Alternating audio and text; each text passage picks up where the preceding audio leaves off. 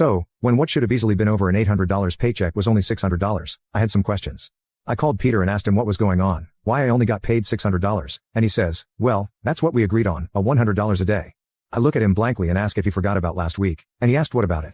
I reminded him, and he just says it is what it is. Okay, so at this point, I am aggravated, and that is when Karen walks in and asks, so what is he bitching about now? I look at her coldly and say, well, I worked 80 hours last week, and y'all only paid me $600. She looks at me and says, you're contracted labor, and you agreed to $100 per day, so why would we pay you more than that? I look at Peter and ask, is that how it is? He just says, you heard the lady. I went home and convinced myself that I was only working to cover my few living expenses anyway. The job isn't that hard.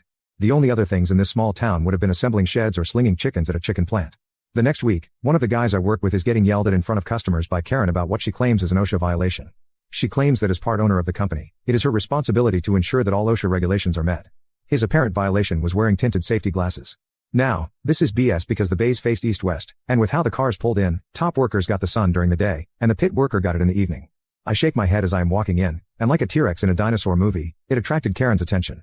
She decides to shout at me, you got something to say, you big bish, and I just keep walking. I told Sue she needed to have a long talk with Peter before Karen's mouth wrote checks he would have to cash, and she says, I just keep the books, don't involve me. This behavior goes on for another year, and finally, I am at my limit.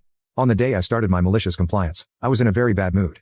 I had woken up to news that a good friend of mine, responsible for me surviving being blown up in Iraq, was taken out by a drunk driver. Not wanting to deal with anyone, I tell the shop I will be working the pit all day and to just let me be. These guys have been working with me for a few years now and know something is up. I never once thought that this would be a day that I would need to deal with Karen, since I was working at the furthest shop from the main shop, and it was in the opposite direction of the casinos. But I wasn't so lucky, or maybe I was. Peter and Karen show up, and she storms into the pit, screaming, Peter, come look at this mess. I have no idea what she is talking about because I always kept the pit spotless and would clean as I worked, where a lot of others would clean at the end of the day. Her complaint was about 50 of the most common oil filters we would use in a day being stacked on my waste drums for easy access to me, so I wouldn't have to wait for the top guys to hand me filters. I did this all the time, and Peter knew about it and never cared before. He comes down, looks around, and tells me, like he is talking to a teenager, clean up this pigsty.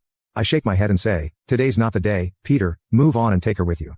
This apparently infuriated Karen, who, of course, thought it was the utmost disrespect to her and Peter. He tells me if I don't like it, I am free to leave. So I left.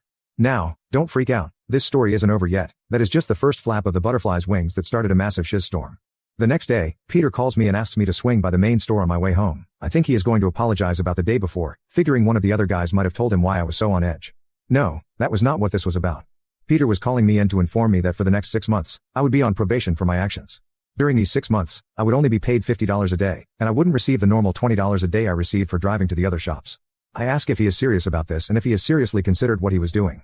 This is when Peter lets his true colors shine. He tells me I am lucky I wasn't fired for my constant disrespect towards him and the co-owner Karen. If he didn't pity me for being a struggling disabled veteran, he would have fired me long ago. Which is funny, because I never once discussed my money with anyone I worked with.